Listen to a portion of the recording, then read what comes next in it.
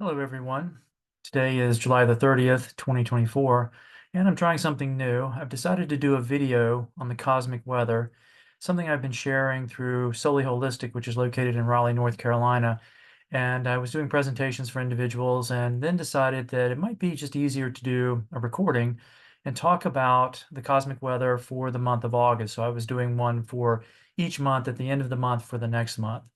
So what I wanted to do is try this out and see how this appeals to everyone and share the information that I have about the upcoming month, astrologically speaking. There's quite a bit that's going to be going on.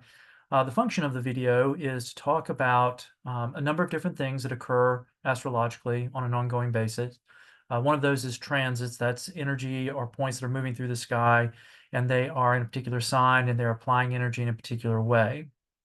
The other thing is to talk about ingress, which is when a point moves from one sign to the next. So the sun ingresses a sign at a time every month around the 19th to the 22nd, depending on the circumstances of that particular month and the placement of the sun in the sky. The last thing I'd like to talk about is what retrograde motion means and when it actually happens. Like, when do planets go retrograde? And if they're retrograde, what does that mean in terms of the energy for the month or for the time period that's being discussed? So I always like to explain retrograde motion in terms of a speed limit. When things are going direct, it's like going down the highway at 65 miles per hour. When the energy goes retrograde, it's like entering a city zone where the speed limit drops to 35. So the idea that you can't sign contracts or travel during a Mercury retrograde, of course, is a bit ridiculous because that happens on a huge scale on a daily basis whenever there's a Mercury retrograde or when other points are retrograde. The idea is that when you're aware of retrograde motion, especially Mercury retrograde, it's like going at that slower speed limit. As long as you adjust to the speed limit, no problem. But if you continue to drive through Mercury retrograde at the 65 miles per hour that's Mercury direct, that is when problems start to arise, and usually when they do show up. So the main thing of being aware of Mercury retrograde when it happens is that it is a time to slow down. When you type up an email that you're going to send, read it 2 times, maybe 3 times. If you are signing a contract or you are planning to travel, build in extra time. Anticipate that there may be some challenges, and then if they show up, you're ready for them, you're not surprised by them, you're not frustrated by them. But if you're unaware of that and you're wondering why there seems to be a constant difficulty, it's not like you can't get through the contract, you can't get through the travel. It's just it may actually interfere with you enough to where you can't, but most likely it'll just be aggravating, or there'll be some sort of difficulty, or maybe you'll miss something important in the contract, or you'll have some sort of problem with the travel that could really be truly difficult. So the idea is to be aware and to know. So what this video is really about is trying to talk about all the different things that are going on in the upcoming month and in the month of August. And some months are heavy with a lot of interaction, and other months are not as heavy with interaction. The main thing that I focus on is in terms of the ingresses, and in terms of retrograde, I'll talk about any and all points that are affected. But once we get to the transits, and we're actually looking at the relationship in terms of transits between points in the sky that do it long enough to matter. Actually, I start with Mars and go out from there up to Pluto. Mars, when it does interact with another point, can take up to 5 days to complete that interaction, which is certainly enough time to notice it and to have something to deal with. With Mercury or Venus or the Moon or the Sun, those interactions are so brief that it's very difficult to get any value out of them unless you really just want to look at those in a very microcosmic way, which is fine. But for the purposes of this video, when we talk about transits, or when I talk about transits, I'll be looking at Mars all the way out through Pluto. But let's start with the ingresses. What's going to change signs, and what does that mean for each of those changes that we're going to experience? So in August, the sun will start out in Leo, and then on August 22nd, it will actually ingress into Virgo. What does that mean? It means that we shift from Leo's kind of bold and expressive energy to the practical and detailed realm of Virgo. Leo encourages us to express ourselves creatively, to seek recognition, embrace our inner passions. Virgo, on the other hand, fosters an attention to detail, practical problem solving, and service. So this transition signifies a move towards efficiency and organization and a focus on self-improvement. It prompts us to refine our skills. Now, one of the things I always like to explain when talking about this to people is that you want to figure out how this applies to your own chart. That's really the power of it. And so it can talk about it globally, but really what it boils down to is, can I open up my own chart and know where Virgo is in my chart? So for example, in my chart, Virgo rules the 11th house, which deals with community. So this past month has actually been dealing with my 10th house, which is about what I am doing with my career. Whereas this upcoming month is going to be more about my social connections and how to leverage those, and maybe even something like this where the video is going to be put out and more people are going to maybe get a chance to experience, maybe meet me for the first time, or get a chance to see how I do what I do with regard to astrological practice. Now, Mercury will actually ingress. It will start the month in Virgo and it will retrograde. So its ingress is not going to be to the next sign. It's going to be back to the previous sign. So it goes retrograde on August the 6th, and it will go back into Leo on August the 14th. So while Mercury is in Virgo, which is a sign that it rules, it's really quite powerful, and it does involve practical thinking and precise communication. But when it goes back into Leo, it's going to return to that dramatic, expressive style. Don't be surprised if we see that energy really playing out in what we're observing with the politics that are going on right now in the United States and quite honestly worldwide. There'll be sort of that return to that dramatic energy and that expressive energy. So that will be the case until October the 29th, when Mercury will go back direct. It'll still be in Leo and it will wait and ingress the next month back into Virgo. But it's a period of reflective time and introspective communication. And it does highlight expression and self-discovery because that's Leo's energy. And you may find yourself revisiting past passions or projects that could also include something like previous romantic relationships. That's the kind of energy that you would be reflecting on. You might be reflecting back to. Now, Venus actually will ingress twice in the month of August. So it begins in Leo, and then it's going to move into Virgo on August the 4th. As Venus moves from Leo to Virgo, relationships and values transition from that vibrant energy of Leo into more practical refinement of Virgo.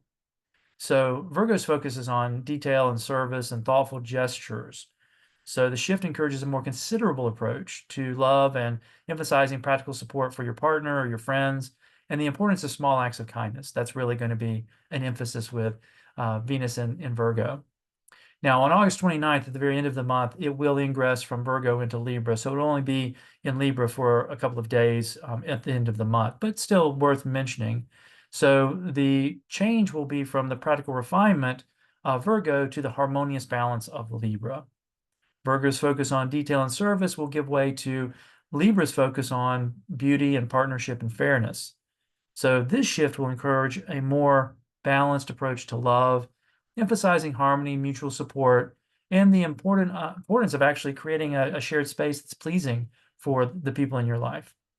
So Venus inspires us to be elegant in Libra, to look at the connections that matter to us that benefit us in some way. So those are going to be the main ingresses that will occur. That will be the Sun, Mercury, and Venus. The remaining points will be in the sign that they start out in, which I will talk about when I get to their placements later on in the video. But there will be retrogrades. There will be a retrograde, of course, that takes place, which is Mercury going retrograde on the 6th of August. So that energy is going to turn inward. One of the things that could happen if you're, again, driving at 65 miles per hour through the 35 zone, you could have overthinking, you can have miscommunications, you can pursue perfectionism, which can be frustrating because you can't get a perfect result. You will be detailed focus in your revision of things. And you might have disrupted routines. And the detail-focused revisions could be bogging you down from making progress if you're doing it too much. So mainly, whenever Mercury is retrograde, be patient. Take time with your communication. And the retrogrades last for Mercury every 3 weeks. So once it goes retrograde on August the 6th, it'll be 3 weeks worth of time that it will be retrograde. Now, when it gets back into Leo, again, that's going to shift the energy. And again, that may be about looking back on past relationships, maybe revisiting creative projects, maybe having to redo something that you started creatively that you realize now needs revision. Now, other points are currently retrograde. They were retrograde at the beginning of the month. Saturn went retrograde back on June the 29th, and it remains retrograde for this entire month of August. So during its retrograde phase in Pisces, Saturn prompts reflection on spiritual growth and boundaries. Individuals may reassess their spiritual beliefs, seeking to strengthen your connections with the divine. It would be a good time to establish healthy boundaries in your spiritual practices and maybe even introduce some new rituals to how you practice your spirituality. And that is, again, going to be for the entire month of August. Now, Chiron also starts out retrograde. It's in Aries. Went retrograde on July 27th and remains retrograde for the entire month of August. During this retrograde phase in Aries, Chiron encourages us to be introspective and healing old wounds related to self-identity and assertiveness. This retrograde provides an opportunity for personal growth by confronting and overcoming past hurts, ultimately leading to greater self-awareness and empowerment. So there's sort of an acceptance energy that we have to work through that will take some time because this is a fairly slow-moving retrograde. Just like it's going to be the case for Neptune, which starts out retrograde, and it went retrograde on July the 3rd, and it's actually going to remain that for the entire month as well. And during this retrograde phase in Pisces, Neptune dissolves illusions and prompts deep introspection, or it amplifies the illusions. They get even more deeply embedded. So you need to confront hidden fears and fantasies. And again, this is an ongoing process. This is not something that's going to be quick or finish as fast as Mercury retrograde would do. So it does foster spiritual growth, and it does help us distinguish between dreams and reality, and it does try to encourage internal healing and heightened intuition. Now, the last point that is going to be retrograde at the start of the month is Pluto, and that went retrograde back on May the 3rd, and it is in Aquarius. So while there, it prompts reflection on societal structures and personal transformation as it applies to our role in our community. So you may reassess your role in the collective experience, challenging outdated beliefs and seeking innovation in social dynamics. Could be a time to meet new people and to experience new beliefs with regard to how you think society should actually work and function. You can see how all of these things are occurring at a much higher level. So let me take a moment now to talk about where things are in terms of current position. So Jupiter actually went into Gemini in May of this year, and it's going to remain there until June 10th of 2025, and it will be in Gemini for the entire month. While in Gemini, Jupiter expands the realms of communication, intellect, and curiosity. So we may experience a surge in mental activity, seeking knowledge and diverse experiences. Great time for some professional development or to take a class or to learn something new. And that'll apply pretty much for the entire year until it gets out of Gemini next year. So this encourages exploration, especially in the realms of learning. It may also involve travel and certainly social interactions. Now, Saturn is in Pisces, and it's been there since March of 2023, and it's going to remain there until February of 2026. So again, this is going to take time to pass through this sign. While in Pisces, Saturn brings lessons with spiritual growth, about compassion and emotional boundaries. That's going to be really a key theme over its duration is what are the boundaries we need to set with people in our lives and even the world around us from an emotional place and from a spiritual place. So we may confront issues related to faith, empathy, self-sacrifice. Saturn in Pisces demands that we navigate the depths of our emotions and the unseen realms and get a better handle on what that means for us. It urges practicality in dealing with illusions and fostering a sense of responsibility towards the collective well-being. So once again, we're sort of tuned into the idea that we're trying to figure out what beliefs are really holding in the world around us and what beliefs are unhealthy that we need to challenge on an individual level. So once again, all of this would be much more poignant, if you will, when it applies to the specifics of your own chart. And that's one of the values of getting a reading from an astrologer and finding out about the transits and where points are in relation to your own chart. So as an example, Jupiter is actually moving through the 8th house in my house, in my chart, which has to do with trying to understand the deepest connections I have with people that are closest to me and how those are going to expand during this period of time. Saturn happens to be moving through my 5th house, which is creative expression. So I'm kind of trying to discipline myself to do these videos as a start, during this transit and to see if I can get them to stick and hopefully be able to do them on a monthly basis and see if that generates some interest from people in watching them and learning about what's going on astrologically speaking, and then maybe by extension, finding out what these things can actually do or apply to your natal chart. Now, the other points that are certainly in their positions that have been there for a while, Chiron has been in Aries since April of 2018, and it's not going to leave until April 14th, 2027. So still got a couple of years of that going on. But while in Aries, Chiron brings attention to issues of identity, self-worth, and assertiveness. We have to confront wounds around self-image, confidence, independence. So Chiron in Aries prompts healing through self-discovery, courageous action, and embracing personal power. It encourages us to confront vulnerabilities head on and foster resilience and empowerment. Now, at this point, I want to relate this to the US chart. And in the US chart, Chiron was in Aries at the birth of the nation. So this is the fifth Chiron return because Chiron comes back around on itself every 50 years. So we're talking about the United States being roughly 250 years old. So this Chiron return is this question as it applies to the society of the United States, which does have a number of issues and concerns and goals around individuality and being maverick and doing things in an independent way. It's a fundamental wound that is constantly needing to be healed as part of the society. Now, next is Uranus. Uranus went into Taurus back in May of 2018, and it's going to stay there until April 25th of 2026.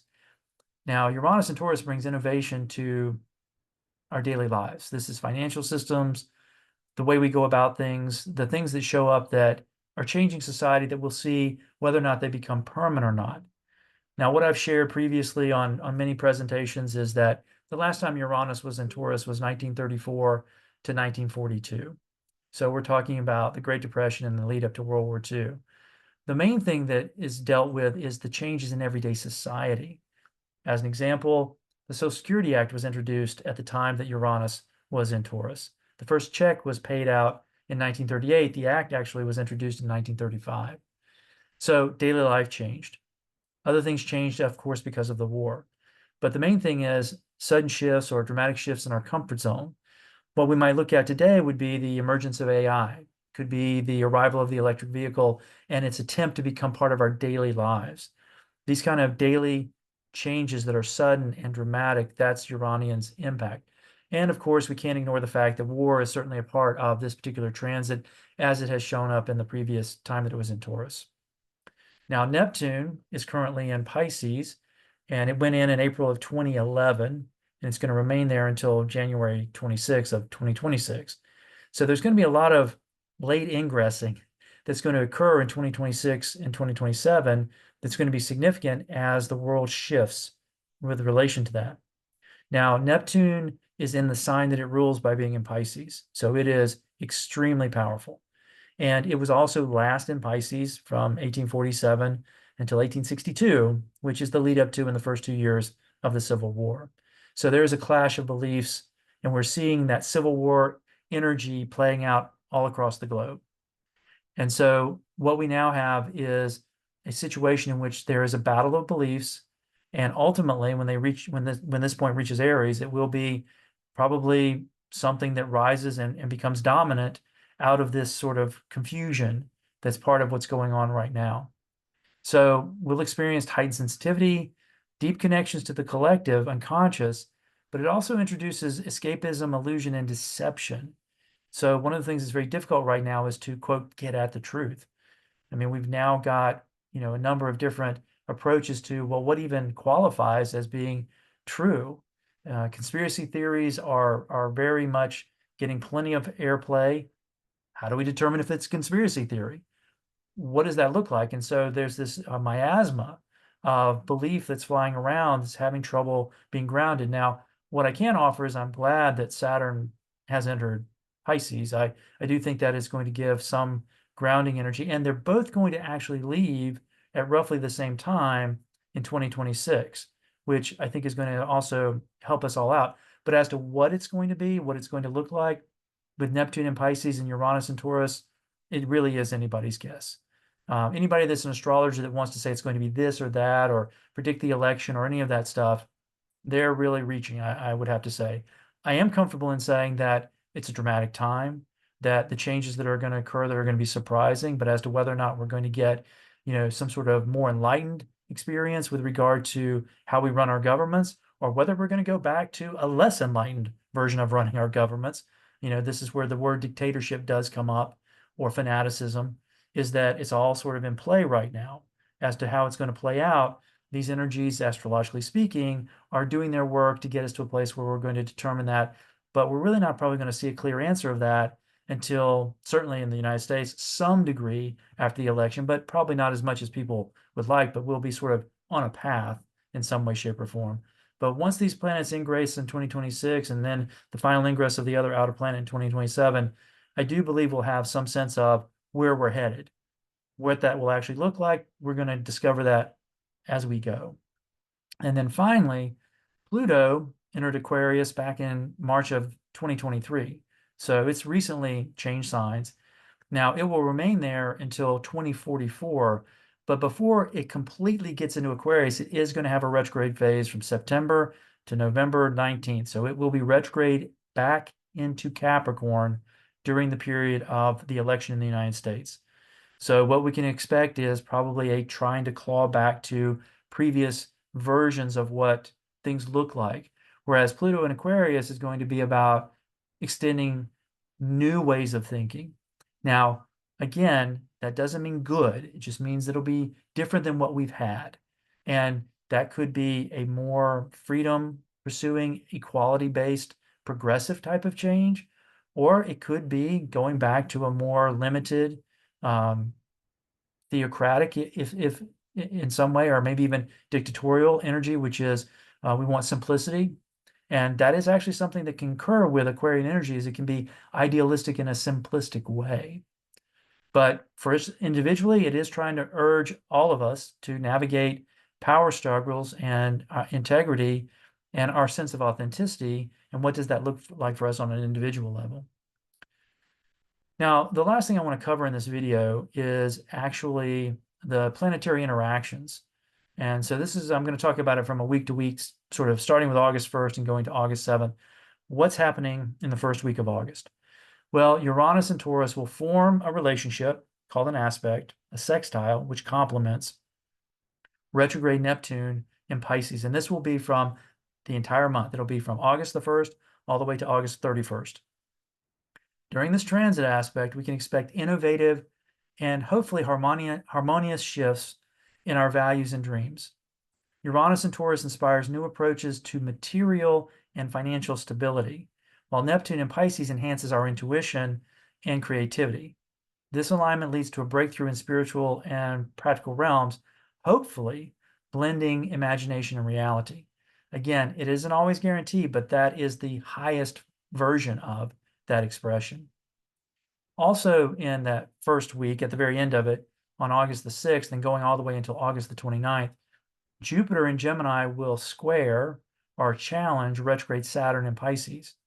So this is going to be a little bit more difficult. We can expect tension under this kind of transit between expansive ideas and practical constraints.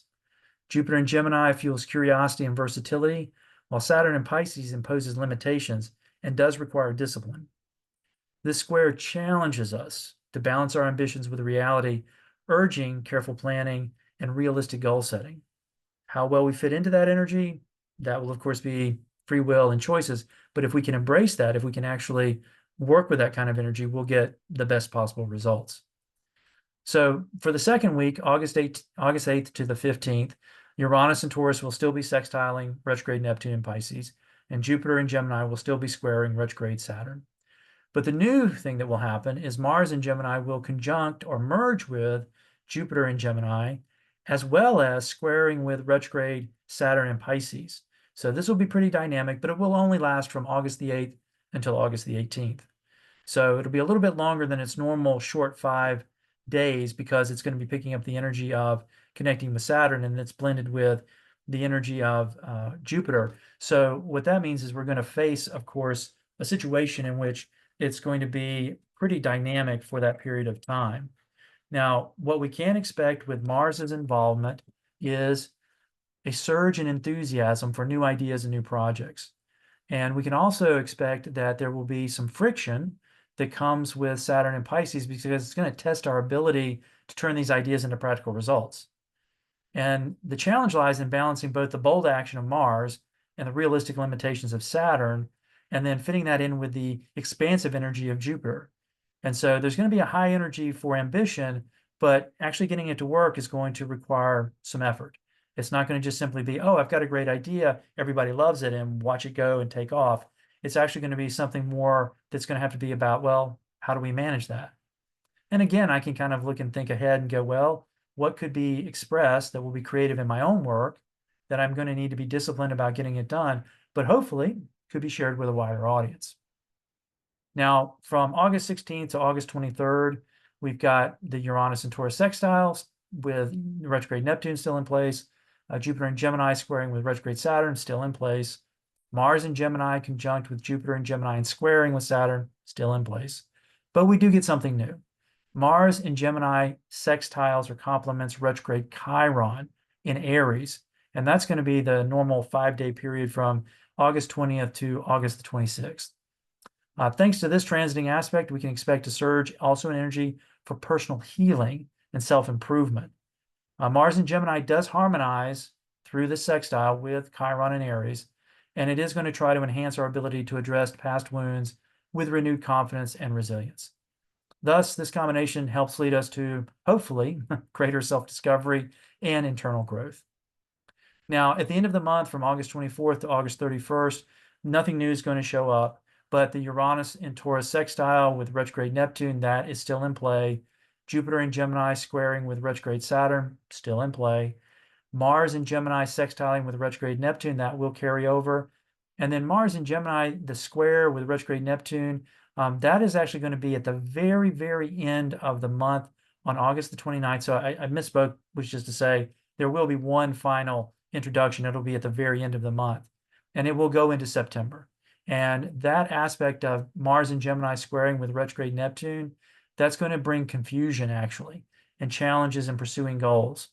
So we can probably expect misunderstandings, unclear intentions, maybe even some misdirection. So pay attention during that very end of the month as to what's being presented, especially in the political realm. And again, we have to struggle with, do we find resources that we trust? Do we find resources that only reflect what we think and that we want to be reinforced? That's sort of the Neptune and Pisces siloing effect that we're experiencing. How do we look at information across a broad spectrum and try to decipher or sift through that to come to conclusions about what's really being presented accurately, what's being lied about, what's being manipulated, what's being presented as more than it should be? There's just so much work and critical thinking that has to be done by every individual. And so trying to rely on a resource as the only source, or even some cases, multiple resources, does require more effort to look at resources that differ. Why do they differ? What's their value? How are they gathering the information? It's just not simply going to be a matter of plugging in and going, oh, this one's the one that's speaking the truth. Now, that may occur because you like what it's saying, and that's how you're equivocating truth in a way is, well, it's saying what I want to hear, so that must be true. But when we're really trying to discern what's the information about, whether it's COVID or whether it's about electric vehicles or whether it's about Bitcoin or whether it's about AI, we are going to have to do a lot more work as individuals to come to a deeper understanding. And that does require reading across multiple venues in order to get that information. So I do hope this has proven to be helpful and useful. And hopefully this will be something that people will enjoy and want me to continue doing. I'm certainly going to try to do it for a few more months and see how it goes. I hope everyone has a safe and happy journey through the month of August.